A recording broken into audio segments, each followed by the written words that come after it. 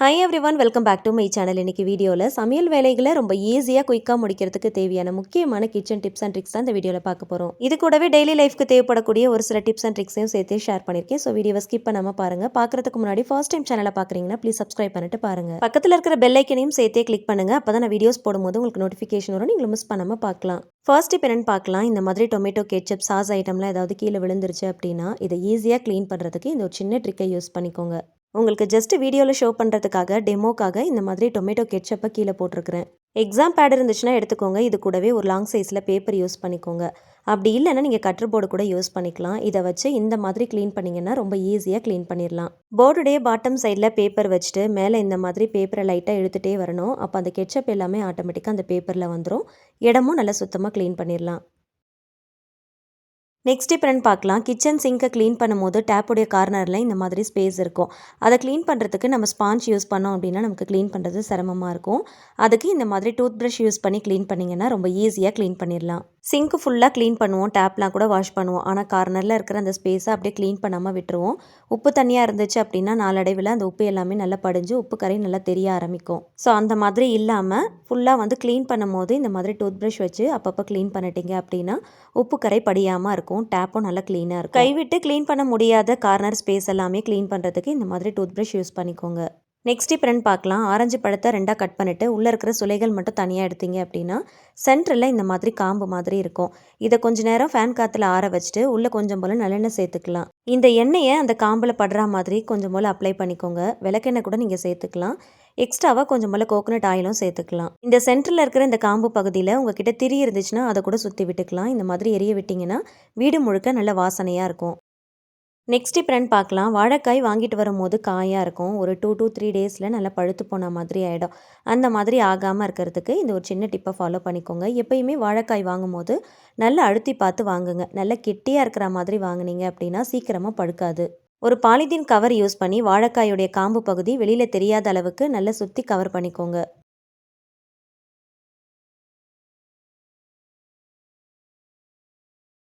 இந்த மாதிரி கவர் பண்ண வாழைக்காயை மறுபடியும் இன்னொரு பாலித்தீன் கவருக்குள்ளே போட்டு நல்லா கவர் பண்ணிவிட்டு ஃப்ரிட்ஜில் வச்சு நீங்கள் ஸ்டோர் பண்ணிங்க அப்படின்னா 1 வீக் வரைக்கும் பழுக்காமல் இருக்கும். இதே ஃப்ரிட்ஜில் வைக்காமல் வெளியில் வச்சு ஸ்டோர் பண்ணுறதா இருந்துச்சுன்னா ஒரு பாத்திரத்தில் கொஞ்சம் போல் தண்ணி எடுத்துக்கோங்க. காம்பு பகுதி மட்டும் நனைகிற மாதிரி இந்த மாதிரி வாழைக்காயை திருப்பி போட்டுட்டு வெளியிலே வச்சிங்கன்னா 1 வீக் வரைக்கும் பழுக்காமல் இருக்கும். நெக்ஸ்ட் டிப் என்னன்னு பார்க்கலாம். பல்கான குவான்டிட்டியில் வெங்காயம்லாம் கட் பண்ணுறோம் அப்படின்னா அந்த எரிச்சலுக்கு கண்ணிலேருந்து தண்ணி வர ஆரம்பிக்கும். தோலை உரிச்சதும் இந்த மாதிரி கட் பண்ணிவிட்டு தண்ணியில் போட்டு வச்சுட்டு அதுக்கப்புறம் எடுத்து கட் பண்ணும்போது கண் எரியாமல் இருக்கும், கண்ணிலேருந்து தண்ணி வராது. பல்கான குவான்டிட்டியில் கட் பண்ணும்போது இந்த ஒரு சின்ன டிப்பை ஃபாலோ பண்ணிக்கோங்க. நெக்ஸ்ட் டிப் என்னன்னு பார்க்கலாம். இந்த மாதிரி பெரிய சைஸில் வெங்காயம் யூஸ் பண்ணுறோம் அப்படின்னா பாதி தான் நமக்கு தேவைப்படும். மீதி எப்படி ஸ்டோர் பண்ணலாம் அப்படின்னு பார்க்கலாம். யூஸ் பண்ணது போக மீதி பாதியில் இந்த மாதிரி கொஞ்சம் போல் சால்ட் அப்ளை பண்ணி நல்லா ஸ்ப்ரெட் பண்ணி தேய்ச்சி விடுங்க. வெங்காயத்தை தோல் உரிச்சிட்டு கட் பண்ணாமல் அந்த தோலோடு சேர்த்து கட் பண்ணிக்கோங்க. தேவைப்படுறதை மட்டும் யூஸ் பண்ணிவிட்டு மீதி பாதி தோலோடு இருக்கணும். இந்த மாதிரி ஓப்பனில் இருக்கிற அந்த ஸ்பேஸில் மட்டும் கொஞ்சம் போல் சால்ட் அப்ளை பண்ணி நல்லா தேய்ச்சி விட்டுக்கலாம். ஸோ இந்த மாதிரி ஹாஃபாக கட் பண்ணுற வெங்காயத்தை அன்றைக்குள்ளே யூஸ் பண்ணுற மாதிரி பார்த்துக்கோங்க. சப்போஸ் நீங்கள் நெக்ஸ்ட் டே யூஸ் பண்ணுறீங்க அப்படின்னா நம்ம சால்ட் அப்ளை பண்ண அந்த ஸ்பேஸை மட்டும் கொஞ்சம் தின்னாக ஸ்லைஸ் பண்ணிவிட்டு உள்ளே இருக்கிறத நம்ம யூஸ் பண்ணிக்கலாம். இது அப்படியே பிளேட்டில் திருப்பி போட்டு வெளியிலே வச்சு யூஸ் பண்ணிக்கோங்க. நெக்ஸ்ட் இப்போ என்னென்னு பார்க்கலாம். பாத்திரத்தில் கொஞ்சமாக தண்ணி எடுத்துருக்கிறேன். தேவையான அளவுக்கு உப்பு சேர்த்துக்கலாம். 1 டீஸ்பூன் அளவுக்கு ஆயில் சேர்த்துக்கலாம். இது கொஞ்சம் லைட்டாக ஹீட் ஆகி இந்த மாதிரி குட்டி குட்டியாக பபிள்ஸ் வர ஸ்டேஜில் முட்டையை நல்லா வாஷ் பண்ணிவிட்டு இது கூட சேர்த்துக்கலாம். இந்த மாதிரி நம்ம சேர்த்து வேக வச்சோம் அப்படின்னா முட்டை வெடிப்பு விடாமல் இருக்கும். உள்ளே இருக்கிற மஞ்சக்கரு வெளியில் வராமல் இருக்கும். அதே போல் முட்டையை வேக வச்சதுக்கப்புறம் அந்த வேக வச்ச தண்ணியிலே அப்படியே வச்சுருக்காம அந்த தண்ணியை கீழே ஊற்றிட்டு வேறு ஒரு நார்மல் டேப் வாட்டருக்கு மாற்றிட்டு அந்த முட்டையை தண்ணியில் போட்டு வச்சுட்டு அதுக்கப்புறம் உரிச்சோன்னா முட்டை வெடிப்பு விடாமல் இருக்கும். அந்த சுடுதண்ணியிலே போட்டு வச்சோம் அப்படின்னா முட்டையும் ரொம்ப ஹார்டான மாதிரி இருக்கும். ஸோ அதனால் நார்மல் வாட்டருக்கு மாற்றிட்டு உரிச்சிங்கன்னா உரிக்கிறதுக்கும் ஈஸியாக இருக்கும், வெடிப்பு விடாமல் இருக்கும், முட்டையும் நல்லா சாஃப்டாக இருக்கும். நெக்ஸ்ட் டிப் என்னன்னு பார்க்கலாம். கட்டர் போர்டை கீழே டைல்ஸ்லலாம் வச்சு கட் பண்ணுறோம் அப்படின்னா காய்கறிகள் கட் பண்ணும்போது கட்டர் போர்டு இந்த சைடு அந்த சைடுன்னு மூவ் ஆகிட்டே இருக்கும். மூவ் ஆகாமல் இருக்கிறதுக்கு ஒரு சின்ன டிப்பை ஃபாலோ பண்ணிக்கோங்க. 2 ஸ்வீட் பாக்ஸ் உடைய ரப்பர் பேண்ட் எடுத்துருக்கிறேன். 2 கார்னர்லேயும் போட்டு விட்டுக்கலாம்.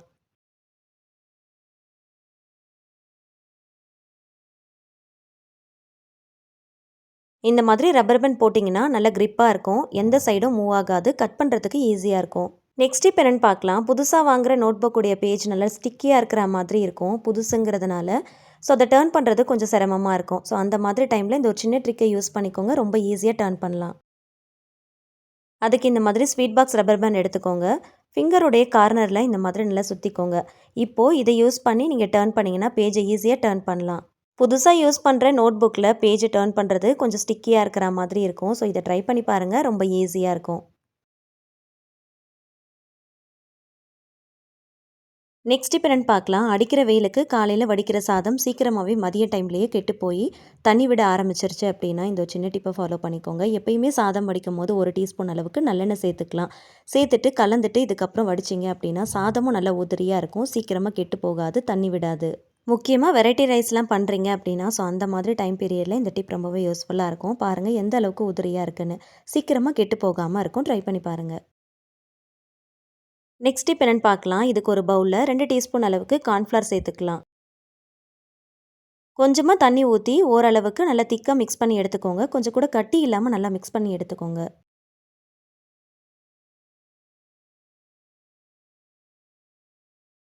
ஃப்ரை பண்ண ஆயிலை க்ளீன் பண்ணுறதுக்கு அதை ஃபில்ட்ரு பண்ணாமல் இந்த மாதிரி ஈஸியாக க்ளீன் பண்ணுங்கள். ஏதாவது ஒரு ரெசிபி பண்ணியிருப்போம். அந்த ஆயிலில் உள்ளே இருக்கிற அந்த மசாலா எல்லாத்தையும் நம்ம ஃபில்ட்ரு பண்ணிவிட்டு யூஸ் பண்ணுவோம். அதுக்கு மறுபடியும் ஃபில்ட்ரு பண்ணுற மாதிரி இருக்கும், பாத்திரத்தை மாற்றுற மாதிரி இருக்கும். அப்படி இல்லாமல் இந்த மாதிரி மிக்ஸ் பண்ண கார்ன்ஃப்ளவரை இதுக்குள்ளே சேர்த்துக்கலாம். ஸ்டவ் ஆன் பண்ணிவிட்டு இந்த ஹீட்லேயே இந்த கார்ன்ஃப்ளவரை அப்படியே நல்லா கலந்து கொடுங்க. கொஞ்ச நேரத்தில் இந்த கார்ன்ஃப்ளவர் நல்லா திக்காக ஆரம்பிக்கும். உள்ளே இருக்கிற மசாலா எல்லாமே ஆட்டோமேட்டிக்காக இந்த கார்ன்ஃப்ளவரில் அப்படியே ஒட்டிக்கும். இந்த மாதிரி ஒரு ஜல்லிக்கரண்டி யூஸ் பண்ணிக்கோங்க. எடுக்கிறதுக்கு வசதியாக இருக்கும். இந்த மாதிரி கார்ன்ஃப்ளவர் நல்லா திக்கானதுக்கப்புறம் எல்லாமே இதில் ஒட்டிரும். ஜல்லிக்கரண்டி யூஸ் பண்ணி இந்த மாதிரி ஃபில்ட்ரு பண்ணி தனியாக எடுத்துடலாம். ஸோ ஃப்ரையிங் ஆயிலை டீப்பாக க்ளீன் பண்ணுறதுக்கு இந்த ஒரு சின்ன ட்ரிக்கை யூஸ் பண்ணிக்கோங்க. நீங்கள் யூஸ் பண்ணுற பாத்திரத்தை சேஞ்ச் பண்ணணும், ஃபில்ட்ரு பண்ணணும் அப்படிங்கிற அவசியம் இருக்காது. ஆயில் நல்லா க்ளீன் ஆயிரும். நெக்ஸ்ட் டிப் என்னன்னு பார்க்கலாம். பல்கான குவான்டிட்டியில் எக்கை ரொம்ப குயிக்காக பாயில் பண்ணி எடுக்கணும் அப்படின்னா அதுக்கு ப்ரெஷர் குக்கர் யூஸ் பண்ணிக்கோங்க. தேவையான அளவுக்கு தண்ணி ஊற்றி உப்பு சேர்த்து மூடி போட்டுருங்க. இதுக்கு ஆயிலெலாம் சேர்க்கணும்னு அவசியம் இல்லை. மீடியம் ஃப்ளேமில் 3 to 4 விசில் வச்சிங்கன்னா கரெக்டாக இருக்கும். ப்ரெஷர் எல்லாமே போனதுக்கப்புறமா குக்கர் ஓப்பன் பண்ணி பாருங்கள். முட்டை நல்லா வெந்திருக்கும். வெடிப்பு விடாமல் இருக்கும். உரிக்கிறதுக்கும் ஈஸியாக இருக்கும். நல்லா சாஃப்டாக இருக்கும். ரொம்ப குயிக்காக பாயில் பண்ணிக்கலாம். நெக்ஸ்ட் டிப் என்னன்னு பார்க்கலாம். கடையில் வாங்குற பரோட்டா ரொம்ப ஹார்டாக இருக்கிற மாதிரி இருக்கும். நெக்ஸ்ட் டைம் யூஸ் பண்ணும்போது அதை தோசைக்கல்லில் போட்டு சூடு பண்ணணும்னு அவசியம் இல்லை. இந்த மாதிரி பாத்திரத்தில் வச்சு ஸ்டீம் பண்ணாலே போதும். தோசைக்கல்லில் போட்டு சூடு பண்ணிங்கன்னா ஒன்று ஒன்றா போட்டு சூடு பண்ணுற மாதிரி இருக்கும். கொஞ்சம் டைம் தேவைப்படும். அந்தளவுக்கு சாஃப்டாகவும் இருக்காது. இந்த மாதிரி ஸ்டீம் பண்ணிங்கன்னா மொத்த பரோட்டாவையும் ஒரே டைமில் ஸ்டீம் பண்ணி எடுத்துடலாம். நல்லா சாஃப்டாகவும் இருக்கும். இந்த மாதிரி செய்கிறப்போ டைம் சேவ் ஆகும். குயிக்காக செஞ்சிடலாம். பரோட்டா வாங்கிட்டு வரும்போது எந்த அளவுக்கு சாஃப்டாக இருக்கோ அதை விட சாஃப்டாக இருக்கும் இந்த மாதிரி செய்கிறப்போ. இது நீங்கள் சப்பாத்திக்கும் இதே ட்ரிக்கை நீங்கள் யூஸ் பண்ணிக்கலாம். ஃபஸ்ட்டு எவ்வளோ ஹார்டாக இருந்துச்சு, இப்போ எவ்வளோ சாஃப்டாக இருக்குன்னு பாருங்கள். இது கூடவே நம்ம வாங்குற சைட் டிஷ் கொஞ்சமாக இருந்துச்சு அப்படின்னா டேரெக்டாக ஃப்ளேமில் வச்சு ஹீட் பண்ணோம் அப்படின்னா பாத்திரத்துலேயே அப்படியே ஒட்டிக்கும். அதுக்கு இந்த மாதிரி ஸ்டீம் பண்ணிங்க அப்படின்னா சீக்கிரமாக ரீஹீட் பண்ணிக்கலாம். பாத்திரத்தில் ஒட்டாமல் இருக்கும். இதுக்கெல்லாம் ரொம்ப டைம் தேவைப்படாது. ஜஸ்ட் ஒரு 5 மினிட்ஸ் தான் நமக்கு டைம் தேவைப்படும். வீடியோடைய எண்டுக்கு வந்துட்டோம். இந்த வீடியோவில் நான் ஷேர் பண்ணியிருக்கிற ஒவ்வொரு டிப்ஸும் உங்களோட டெய்லி லைஃப்க்கு கண்டிப்பாக ரொம்பவே யூஸ்ஃபுல்லாக இருக்கும். ட்ரை பண்ணி பாருங்கள். வீடியோ மறக்காமல் லைக், ஷேர் அண்ட் சப்ஸ்கிரைப் பண்ணிக்கோங்க. தேங்க்ஸ் ஃபார் வாட்சிங்.